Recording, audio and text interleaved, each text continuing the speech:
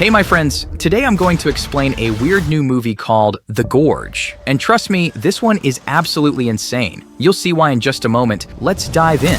The movie begins deep inside a dark cave. A woman wakes up, her gaze distant. She scribbles the number of days in her notebook, then brushes her teeth when the sound of an engine startles her. It's a jet landing on a private airstrip. She switches to alert mode and pulls out her sniper rifle, the Barrett M82. Aboard the jet is a high-profile figure from Belarus, likely an opposition leader. When the man steps out of the private jet, the woman engages the target and fires a shot from 2,500 meters away. The bullet hits him square in the forehead. Then she picks up the spent shell casing, confirming the kill. Elsewhere, a man wakes up from a nightmare and heads to the Marine Corps base. Once on federal property, he enters a woman's office. She asks if he knows her. Do you know who I am? No. She calls herself Agent Bartholomew. His name is Levi, and his voice sounds like he swallowed Sylvester Stallone for breakfast. Judging by your age, appearance, and how Marine Colonel just followed your order without a yip, guess you're some kind of...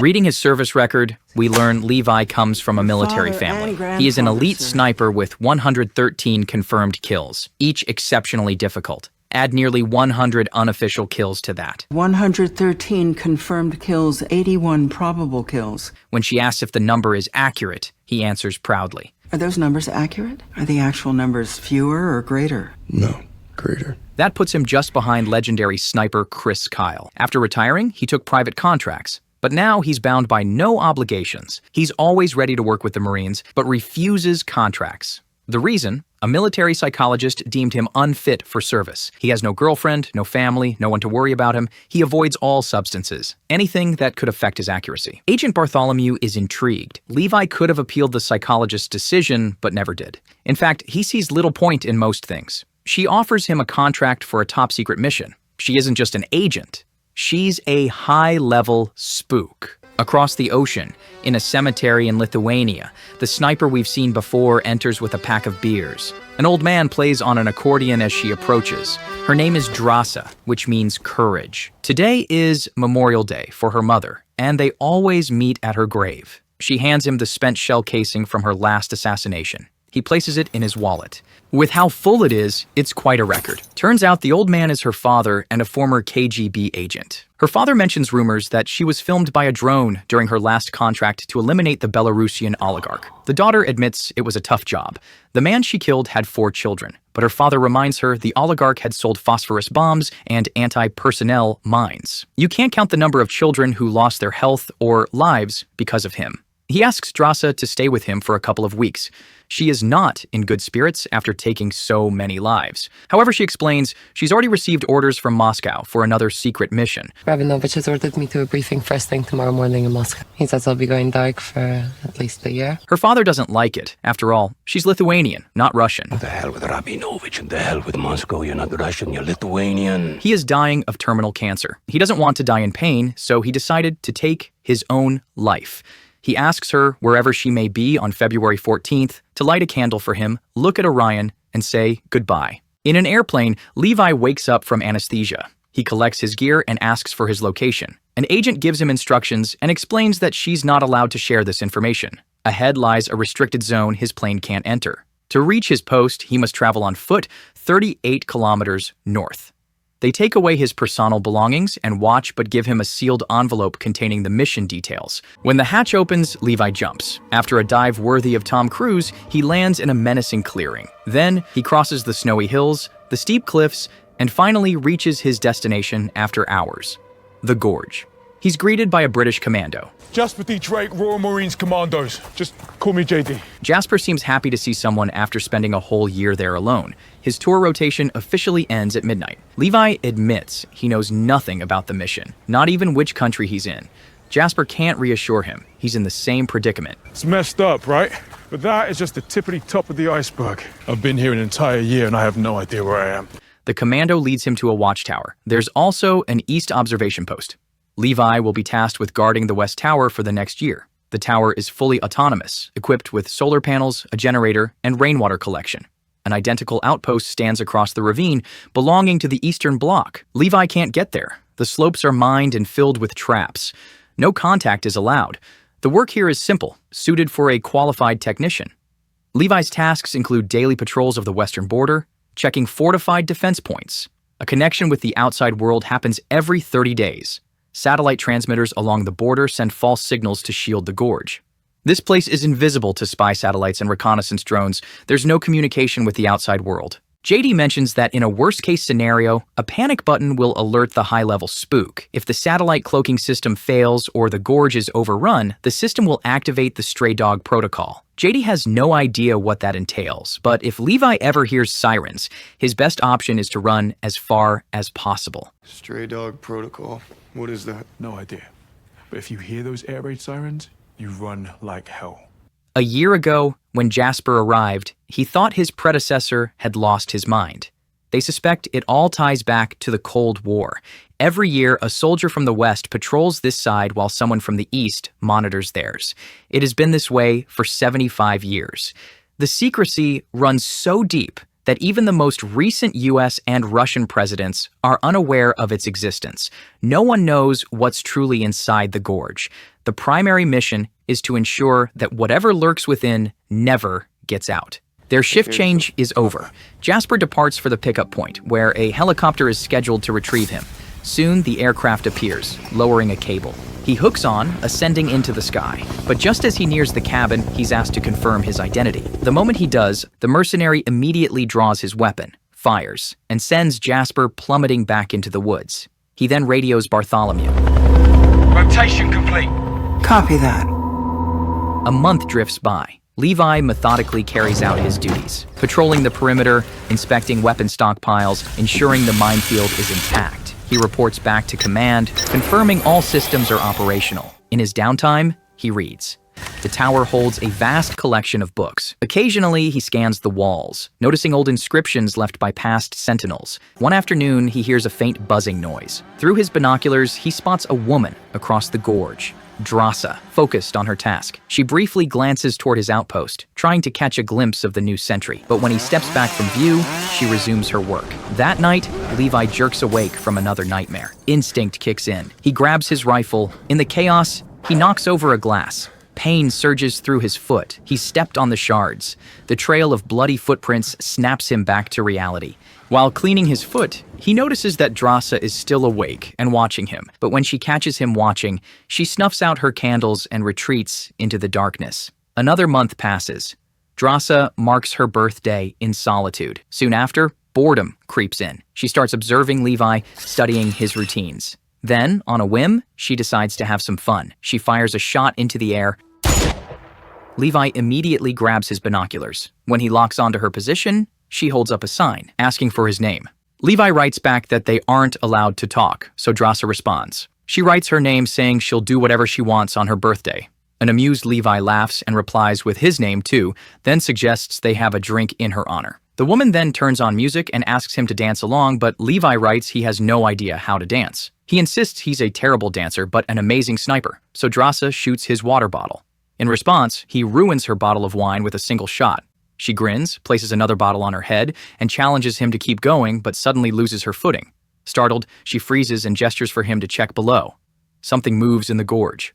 When Levi looks down, he spots eerie figures made of twisted branches, climbing his side of the wall. Without hesitation, he fires, hitting one and sending it crashing onto a mine. The explosion takes out several others. However, more keep climbing. Levi keeps shooting while Drasa joins in with her machine gun. They work together, cutting the creatures down in minutes. Just when they think it's over, one reaches Drasa's balcony. The monster looks like a cross between a human and a tree. She fires multiple rounds before kicking it off the edge. Then, more start scaling her side. The snipers switch back to suppressing fire. A second wave of monsters surges up the gorge with twice as many hollow men. Levi does his best to cover Drasa, but when he kills a monster, it falls onto a mine. The blast sends shrapnel into Drasa's shoulder, and she falls. As the creatures cross the lasers, auto turrets fire non-stop. For several minutes, gunfire echoes through the night until all the monsters go down. Levi stands guard all night, watching over Drasa. By dawn, Drasa cleans her wound and writes that she had her best birthday ever. After the attack, Levi busies himself replacing the mines and reloading the automatic turret batteries. Drasa covers him from a distance. Suddenly, a drone emerges from the void of the gorge. It hovers for a moment, scans the surroundings, and Levi stares at it, surprised. Then the drone speeds away, leaving Levi perplexed. In December, Levi decorates a forest tree with lights to create a Christmas effect. He also sets up a sign for Drasa. From then on, they share activities like making snowmen, playing chess, and drumming on pots. On February 14th, Levi finds Drasa crying in front of a family picture. He asks why she skipped patrol, and she admits she's struggling. She wishes he were there with her. The next morning, Levi gets a brilliant idea. At the armory, he starts opening crates like a madman. Tired of waiting, he builds a strange contraption using a rocket after removing the warhead and several rolls of rope. From her tower, Drasa spots him through her binoculars and thinks, "What the hell is he doing?" Once he's done planting makeshift pillars and tying off the ropes, Levi grabs the launcher. Drasa finally gets it. He takes aim and fires the rocket across the gorge. It flies, hits, and lodges into a tree on the other side. Drasa bolts out, slides down like a firefighter with an extinguisher in hand to put out the flames and secure the rope. She wraps it tight around the tree before racing back to the tower, where she finds Levi waiting, inviting her to dinner. On his side, Levi shaves off his beard, then runs straight for the gorge. He picks up speed and leaps. Levi slides down the rope, but gets stuck midway. He miscalculated the tension on the line, so he must continue by climbing hand over hand to reach her tower. Finally, he arrives with a bouquet of wildflowers and says her eyes are green. Anyway, she jokes that he stinks from the effort, so Levi agrees to shower. While he washes, Drasa swaps his uniform for clothes left by a former occupant, but teases him by hanging them a bit too far from the sauna, forcing him to run around naked to get dressed. During dinner, they discuss their mercenary pasts and the psychological toll of the job. They wonder where they actually are. Both were drugged during transport, so neither has a clue. Levi says one thing's for sure. They're somewhere in the northern hemisphere. Somewhere in the far northern hemisphere, though. How can you be so sure about that? The seasons. It was early fall when I left the States. It was still fall when I arrived. Drasa then asks what Levi's record for kill shots is. Come on, don't say that you don't know. What's the longest kill shot you've ever made? Every top-shelf sniper knows the distance of every ticket they've ever punched, so... When Levi answers, 3,241 meters. she stares at him with new eyes, a little impressed, a little annoyed he didn't say it earlier. Not surprisingly, Levi takes the discussion into slightly more personal territory. You know what I keep thinking about night after night while I sit over there on that platform? How are you gonna get to my pants? And, by the way, how are they still dressed like it's brunch in Paris when they're stuck in the middle of nowhere? That night, they share a dance before ending the night together. At dawn, Levi says goodbye to Drasa and slides back to his tower. As he moves, hollow men appear on his wall and trigger a mine explosion, severing the rope. Levi falls but quickly deploys his parachute. Panicked, Drasa grabs weapons, straps on a parachute, and leaps into the gorge after him. But she lands in a river within her parachute gets caught on a rock, forcing her to cut herself free. The current drags her downstream, slamming her into a rock. The impact makes her drop the auto-ascender. The river keeps pushing Drasa, but she grabs tree roots and pulls herself onto land. Meanwhile, Levi dangles unconscious from a tree. A nearby branch moves, revealing itself as a monster. As it crawls toward him, Levi wakes up and begins shooting while cutting himself loose. He crashes onto what seems like mud, but the surface shifts. It's actually the mouth of another creature. A thick, adhesive substance traps Levi, slowly pulling him into its jaws. Drasa hears the gunfire and rushes to help. She opens fire, saving Levi before the monster can devour him. Using a knife, she scrapes the sticky substance off his body. Together, they head toward the wall, hoping to retrieve the rope. Suddenly, screeches echo through the forest. Two hollow men appear, riding monstrous tree-like horses. The creatures charge, attacking with swords. One rider leaps at Drasa, but she stabs its neck and shoots it in the face. The second rider snatches Levi's rifle with a whip, leaving him unarmed. Levi draws his handgun and fires, killing both the rider and its horse in seconds. Afterward, Drasa checks her bag and realizes the auto-ascender is missing. It must have been lost in the river. The walls are too steep to climb, trapping them in the gorge. Drasa suggests following the river, believing it must lead somewhere. Levi inspects the fallen rider's uniform. It's military, old, and tattered. This confirms the hollow men were once real soldiers. They continue through the forest, passing hundreds of skeletal remains. Eventually, they reach an abandoned town overtaken by mutated plants. Earthquake scars mark the ground and distant screeches warn of incoming monsters. They take refuge inside a ruined church filled with skeletons. Levi catches a sharp scent, cyanide. The townspeople chose death over the horrors of this place. Inside, they discover a long-forgotten building completely overtaken by mutated plants. As they go deeper, they realize this used to be a military lab. Inside the lab, they find skeletons scattered across the floor and a dusty generator sitting in the corner. Drasa flips the switch and the lights flicker on with a low hum. Levi spots an old reel and loads it into the projector. The film begins, showing a scientist speaking directly to the camera. She says it's 1946 and explains that this place was part of a secret multinational coalition formed during the final years of World War II. Their mission was to develop biochemical missiles. But 6 days before the recording, an earthquake triggered a chemical leak. At first, exposure didn't seem dangerous, but over time it began to change the researchers too. The woman lifts her shirt to reveal twisted branches growing from her abdomen. Since then, the team had been working non-stop to contain it, but it was already too late. The toxin mutated local plants and animals, and with time, it began affecting the scientists too, mutating them into something unrecognizable. Fortunately, the toxin stayed trapped inside the gorge.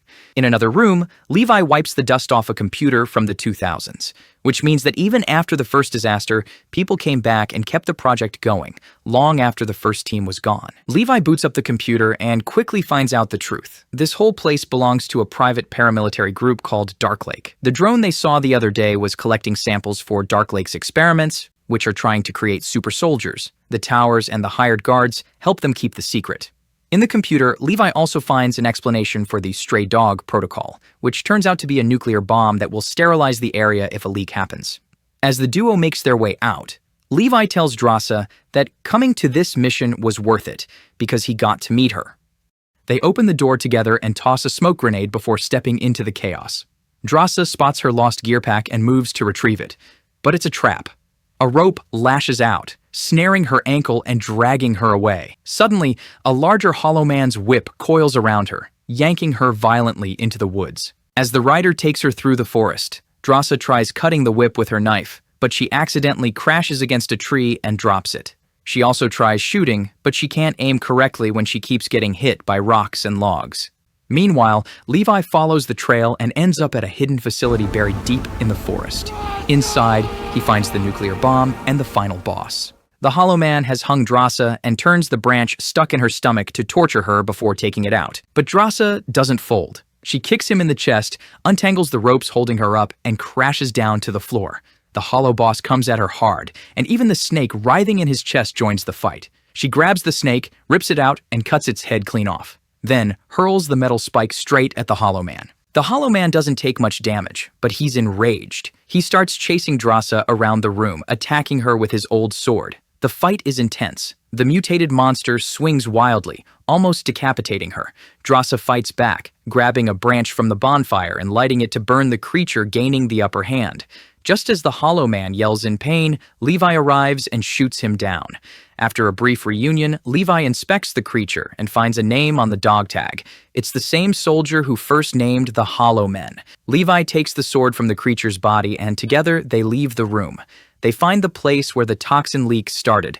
Mutated creatures are everywhere, cocooned and trapped in biomes created by the toxin. As they cross the bridge, the eerie faces in the goo breathes, sending shivers down their spines. Drasa accidentally steps on a root, causing bodies to fall and try to grab her. Levi quickly uses the sword to cut the roots and free her. Bigger creatures start to awaken, roaring loudly. As Levi clears the path, a goo whip grabs his ankle, making him fall. Drasa fires a grenade to create a diversion, causing a massive explosion that engulfs the creatures in flames. The fire spreads quickly through the goo, and the duo runs to the stairs to escape. They find an old garage with military jeeps and spend some time fixing one up. After driving through the vast military facility, they reach the broken rope. Levi ties the rope to the jeep while Drasa covers him, shooting at the approaching Hollow Men. When she runs out of ammo, they switch places. Once the jeep is ready, they start ascending the wall. Things go smoothly until they realize the Hollow Men are climbing after them. They kick one off, and Levi begins using the sword to take down more creatures. Drasa grabs an axe from the toolbox and starts fighting too. Levi pushes one of the monsters against the jeep's wheels, while Drasa kills another that lands on the front window. A Hollow Man jumps on Levi, trying to push him off. He manages to grab onto the jeep at the last moment, but ends up hanging from it. He stabs the gas tank, climbs back up, lights a flare, and throws it at the creatures. The flare mixes with the leaking propane, causing a huge explosion that takes down all the monsters but also blows up the Jeep. Unfortunately, Levi breaks his leg when he hits the wall. With the top in sight, they decide to cut the rope and let the Jeep fall on the remaining Hollow Men. Afterward, the duo climbs the rest of the way and returns to Drossa's tower. While tending to their wounds, they decide to stay apart for a week as quarantine in case they're infected. If they've been infected, they'll act accordingly. They then raise a toast to their survival. Levi insists he wasn't lying before about not making a record shot in Yemen. Drossa says she knows because she was the sniper. Levi is stunned. The truth is, they chose him and the other guards because they were expendable. They had no family, no ties, no real reason to live beyond their duty. But now, everything has changed for him. He has found a reason, something worth fighting for. Together, they plan to escape, to tear down the Gorge, not just for themselves, but for every past and future guard who has been used to serve the interests of a corrupt corporation. At dawn, Levi is ready to go. They share a kiss, and Levi confesses his love for her, to which she says, "Don't say goodbye." Using a grappling gun, he jumps back to his tower to perform the radio check-in. But instead of the usual operator, Levi is picked up by Bartholomew, who knows the lab computer was turned on. She asks a few questions, to which Levi denies. Since Levi denies going into the Gorge, Bartholomew assumes Drossa did, so Levi's new mission is to kill her. She explains her motivations. Levi, Do you know what kind of work I do here? let's just say the primary aim of our research is to make American ground forces unbeatable. Against any foreign army in the world. Levi pretends to agree before the call ends. It's then revealed that the lab computer had a camera, and Bartholomew knows both soldiers were down there. She calls her mercenary chief to assemble a team and prepare to visit the Gorge. The next morning, while the snipers prepare their minds, Drossa writes, "I love you back," to Levi. At that moment, they hear a helicopter approaching, and they immediately start running through the forest in opposite directions. When the soldiers land, they find the towers empty. Bartholomew checks through Levi's things, then orders drones to be deployed, starting a chase. The drones quickly spot the fugitives. At 2 kilometers now, they keep running. Levi checks the distance on his analog band and the direction on his compass, 3.5 kilometers away. The drones approach and open fire, but Levi and Drossa shoot them down one by one, though they take a few hits. One of the drones reaches Levi halfway and fires. A tree crashes down toward him, but at the very last second, he drops it with several shots. As for Drossa, 2 drones spot her despite her sprint through the forest, compass in hand, searching for the perfect vantage point. Hidden behind a tree, her instincts kick in. With one deadly burst, she shoots them both down. They come crashing spectacularly behind her. Further on, Levi shoots down a last drone with his rifle. Once they reach the planned high points, they take sniper positions. Drossa aims her scope toward Bartholomew but doesn't have the right angle. Levi and Drossa take a deep breath before shooting the cloakers. The mines they planted earlier create a chain reaction, taking down all the cloakers. With the cloakers gone, the Gorge is exposed, triggering the stray dog protocol. Within 3 minutes, Bartholomew and her team rush to the helicopter while Levi and Drossa run as hell. Inside the helicopter, chaos breaks out. The nuclear bomb detonates, flattening everything in its path. The blast sends the helicopter spiraling, crashing into the Gorge below. At the same moment, Levi, injured in the leg, runs as far as he can, but is thrown by the explosion. At the last moment, he falls off the cliff into a river. Drossa, far from the blast zone, hides in a cave to wait for Levi. After a month with no word from him, Drossa mourns, holding a note from Levi just in case he doesn't make it. She decides to leave alone. Later, in April, along the beautiful Côte d'Azur in France, Drossa now works as a waitress. One day, she's shocked to find Levi sitting at a table holding a note written on a napkin, ordering rabbit pie. Drossa is moved and approaches him, teasing that he's terribly late. Finally reunited, they joke about their records, with Levi pretending he beat her with that shot from 3,900 meters, before cuddling up and sharing a French kiss.